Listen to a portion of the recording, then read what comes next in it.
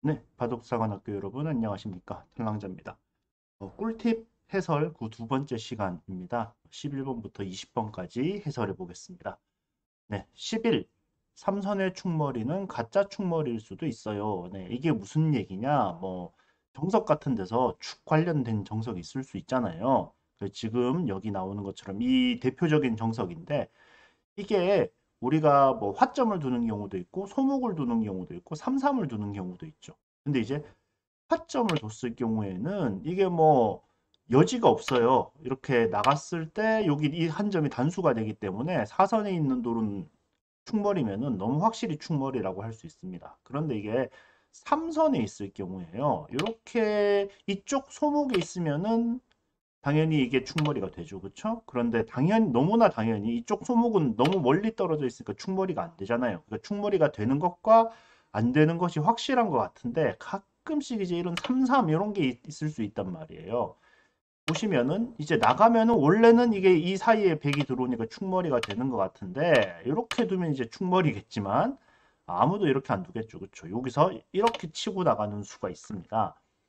예, 그래서 삼선 쪽에 자기 충머리가 있을 때는 이렇게 그 이선 쪽으로 몰아버리는 수가 있기 때문에 이거는 확인을 확실히 하셔야 돼요. 삼선에 있는 충머리는 진짜 충머리인가 아닌가를 좀 확실하게 확인을 반드시 하셔야 됩니다. 네, 꿀팁 12번. 상대방이 지킨 곳에 바로 들어가지 마세요. 이거 이제 자꾸 침입을 좋아하시는 분들이 너무 많아요. 제가 이거를 이 꿀팁 시리즈를 한 타이젠 급분들 대상으로 주로 만들고 있고, 뭐 단 또 한 3단 정도까지를 생각을 하고 있는데, 자꾸 여기서 이제 이렇게 됐을 때 상대방이 손 빼면은 이 들어가는 수가 있습니다. 그쵸? 있죠? 그런데 이제 다가왔을 때 상대방이 이렇게 지킨단 말이에요. 그 지켰는데도 굳이 들어가시는 분들이 있어요.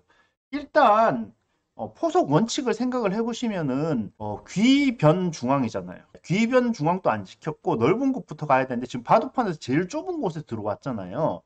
그러니까 만약에 이게 죽지 않는다 치더라도 백이 좋을 게 하나도 없어요. 그거를 이해를 하셔야 됩니다.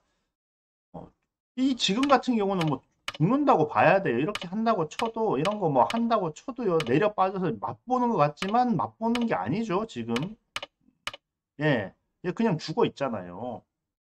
그래서 이게 그렇게 좋은 게 없습니다. 그래서 만약에 지금 같은 경우는 너무 무모한 침입이라서 이렇게 죽었고 만약에 죽지 않고 살아서 돌아온다고 할지라도 이 상대방이 이렇게 내려 빠진 손에 있죠. 자, 생각을 해봅시다. 원래 여기서 100집이 난다고 쳐봐요. 그럼 이거 난다고 쳐도 뭐 한 10집 정도 날 거라고요. 10집 정도 나는데 내가 지금 10집을 깼다고 쳐요. 깼다고 치고 만약에 얘가 살았다고 치고 음, 살았다고 치자고요. 뭐 이렇게 이런 식으로 돼서 살았다고 치자고.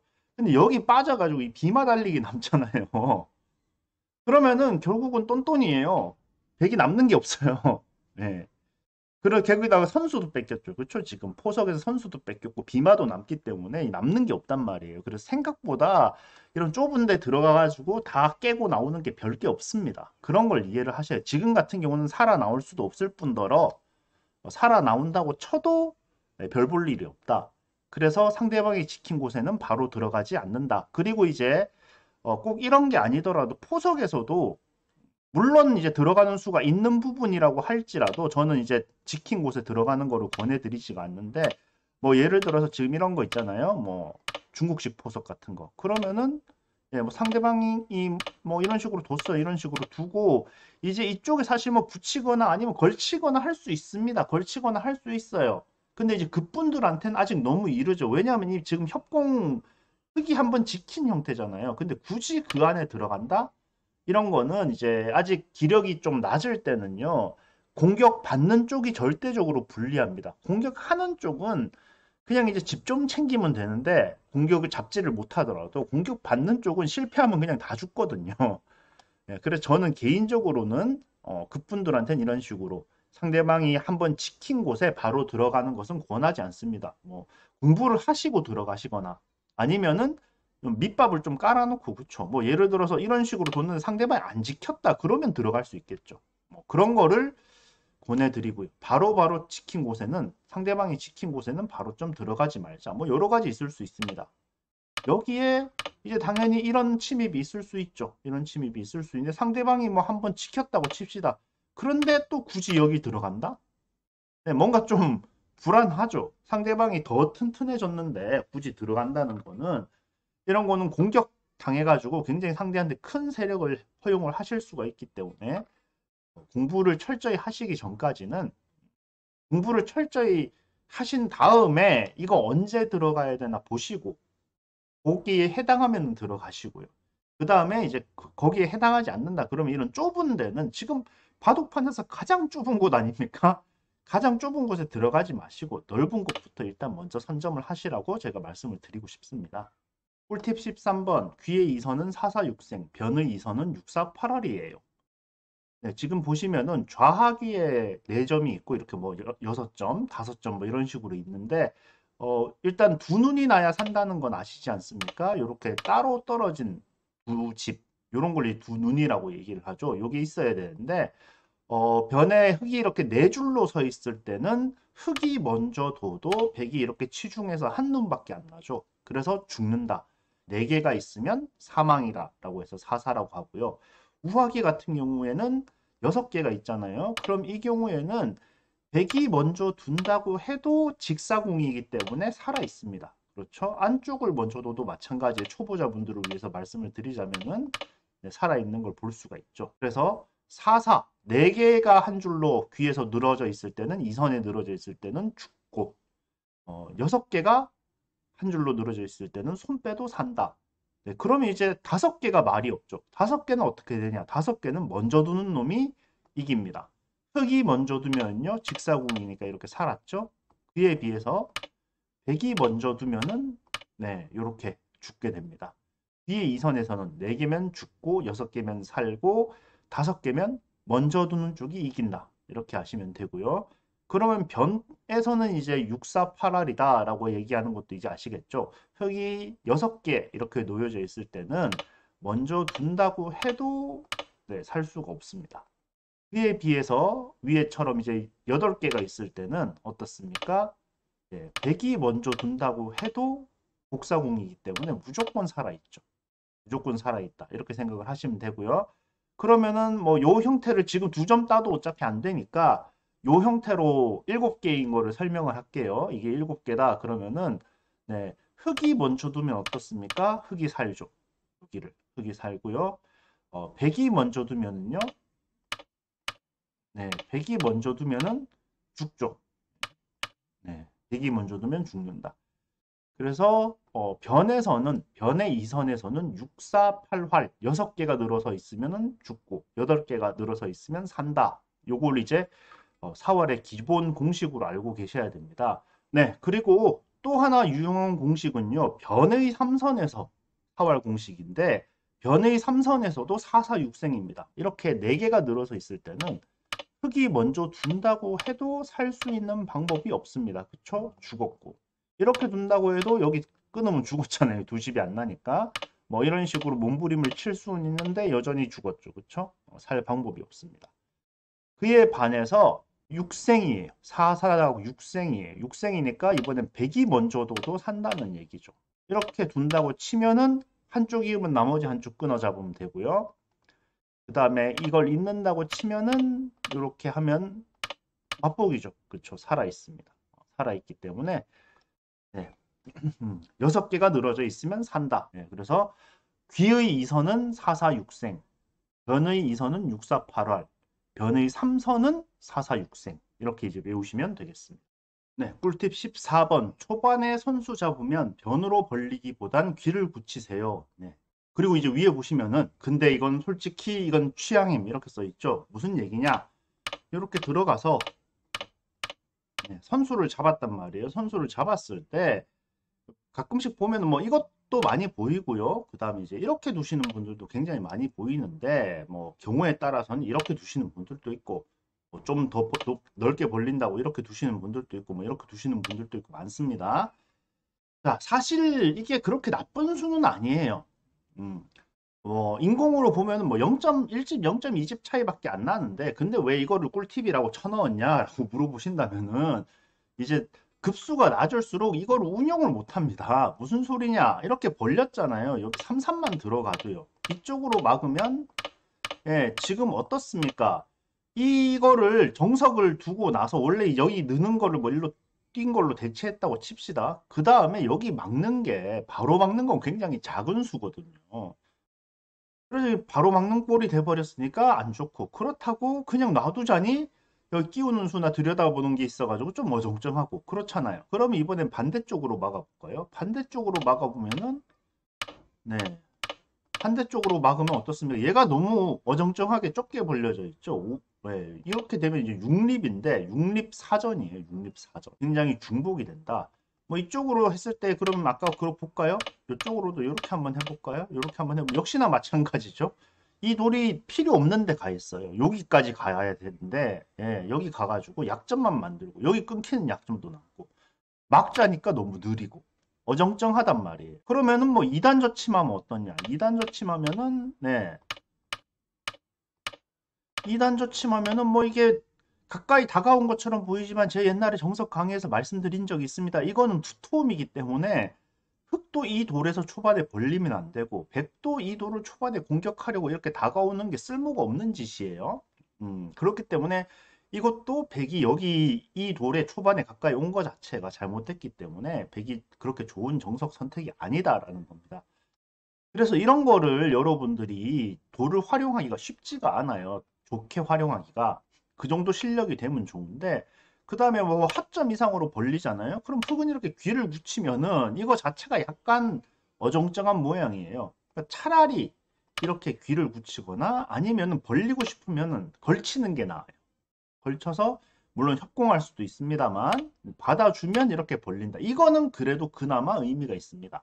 의미가 있고 모양을 키우기도 하고 괜찮은데 그냥 그런 거 없이 그냥 뭐 이렇게든 뭐 이렇게든 뭐 이렇게든 벌리는 거는 그냥 약간 좀 어정쩡하다라고 생각을 하시면 돼요.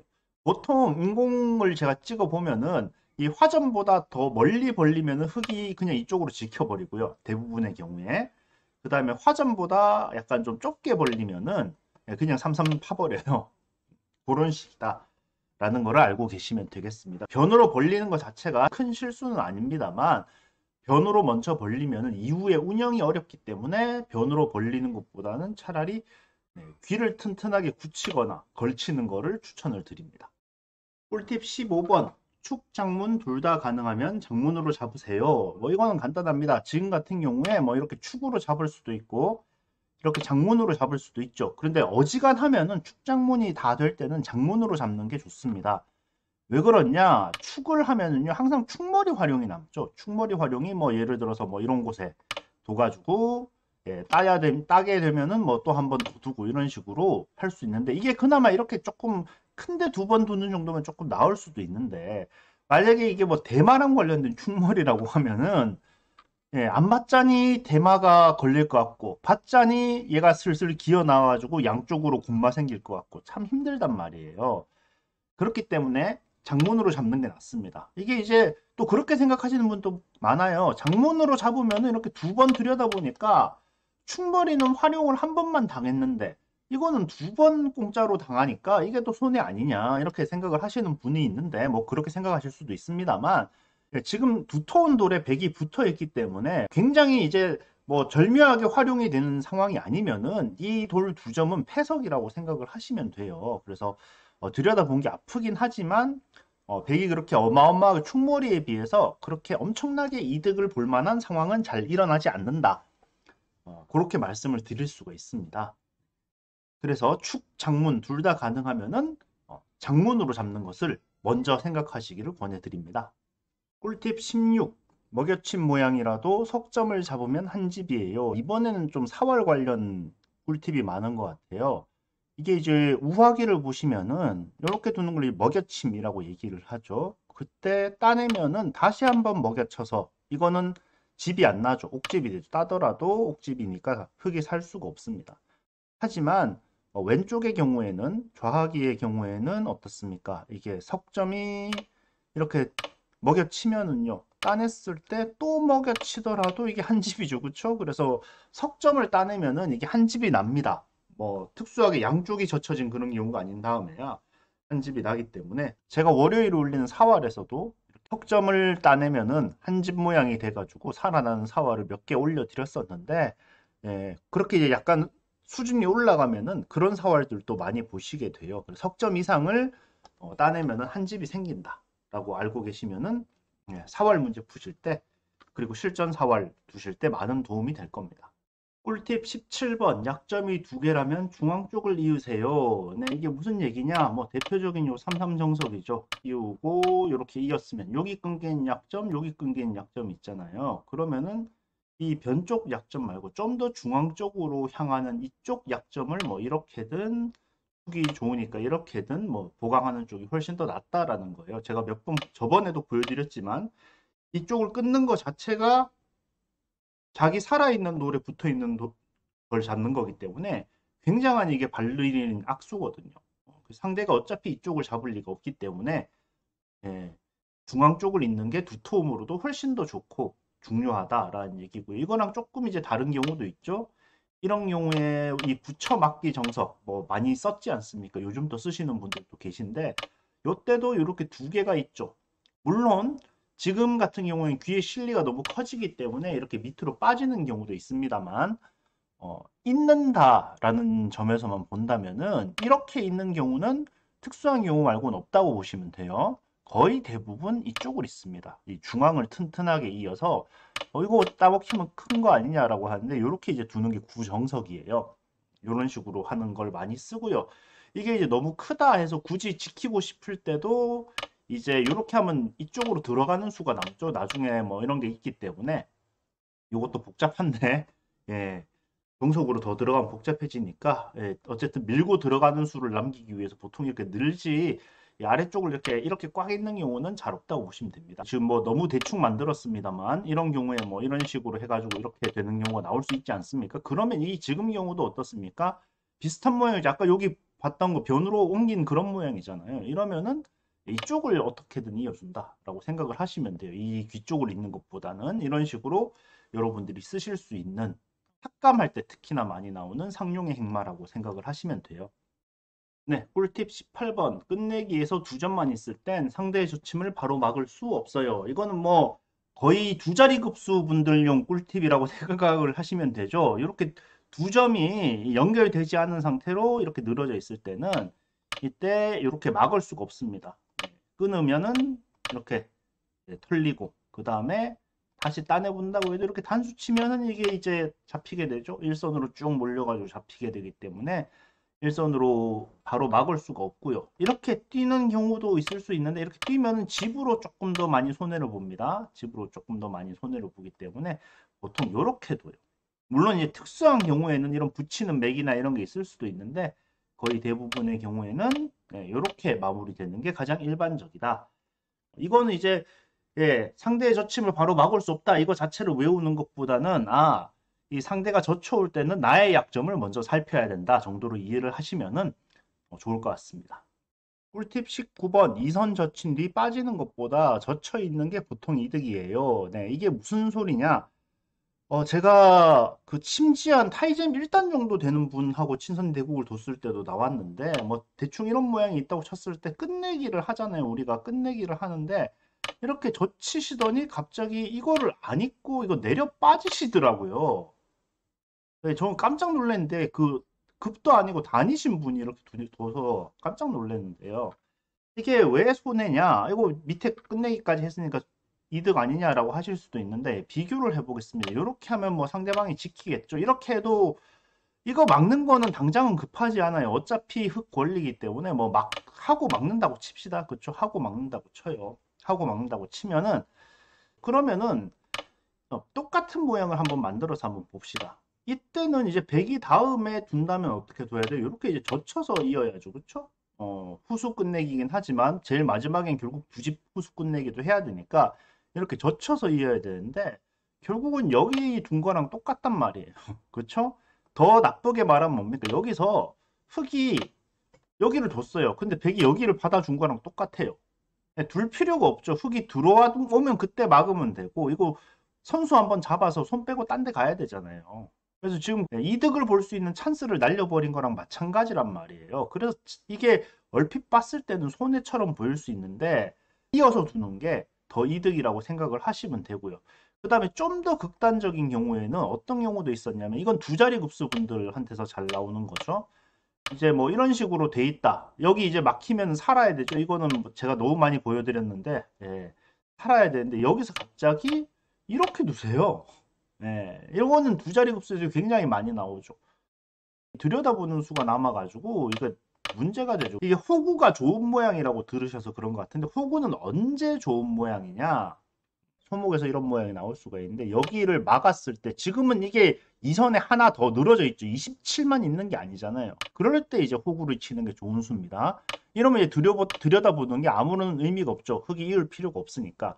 근데 지금 같은 경우는 근데 이쪽 같은 경우 어떻습니까? 흙이 들여다보면 100이 이어야 되잖아요. 이런 후구를 사활에 관련돼 가지고 치는 거는 굉장히 안 좋은 경우가 많아요. 눈 모양을 없앨 수가 있기 때문에 굉장히 조심하셔야 되는 그런 상황이라고 생각을 하실 수가 있어요. 오늘의 마지막 꿀팁 20번 포위되지 않은 대마에 치중하지 마세요. 무슨 소리냐?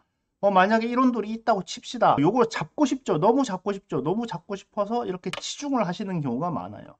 그러면 상대방이 뛰쳐나가면 이제 공격을 해야 되는데 사실 이렇게 뭐 중앙이 터진 상황에서는 이걸 잡는 것도 쉬운 일이 아닙니다. 뭐 잡을 수 있을지 없을지 모르겠지만 뭐 저라면 못 잡는다에 걸고 싶어요.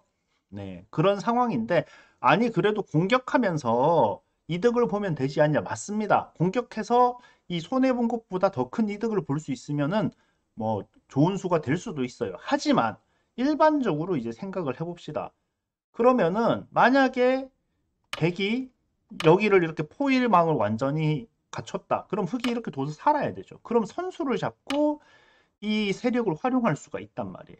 이 자체로 굉장히 좋다. 그런데 만약에 이렇게 두고 흙이 뛰쳐나가서 흙이 나중에 살았다고 칩시다. 그러면은 결국 2번 수는 한 번 놓게 되는 거예요. 살아있는 돌에다가 치중을 한 거나 결과적으로는 똑같은 수가 돼버립니다.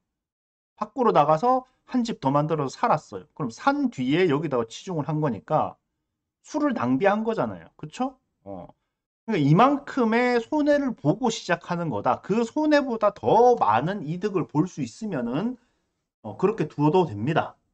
하지만 그렇지 않을 경우가 많기 때문에 일단은 치중보다는 뭐가 중요하다. 일단은 치중보다는 포위가 중요하다. 그 다음에 이제 가끔씩 제가 이런 얘기 하면은 그런 말씀 하시는 분들이 있습니다.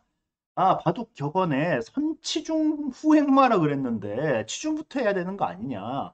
아니 그 선치중 후행마는요. 제가 옛날에도 뭐 제 채널에 영상 한번 올린 적이 있습니다만 선치중 후행마는 그 행마의 사활의 격언이 아니라 행마의 격언이에요. 이런 식으로 됐다고 치면은 이런 거 이제 있을 때 어떻다 이렇게 한번 치중을 하고 그 다음에 상대방 받는 거에 따라서 나의 행마를 결정한다. 이런 게 이제 선치중 후행마지. 사활에서 일단 치중부터 하고 마라 이런 게 아니에요. 선치중 후행마는 사활의 격언이 아니라 행마의 격언이다 라는 거 말씀을 드리면서 자칫하면 한 수를 낭비하는 꼴이 될 수도 있기 때문에 포위되지 않은 대마에 먼저 치중하기보다는 포위부터 최우선시해라 라고 정리를 드리겠습니다. 네, 오늘 이렇게 꿀팁 11번부터 20번까지 알아봤는데요. 네, 뭐 도움이 됐으면 좋겠고 다음번에는 또 21번부터 30번까지 해설 영상으로 돌아오도록 하겠습니다. 안녕히 계십시오.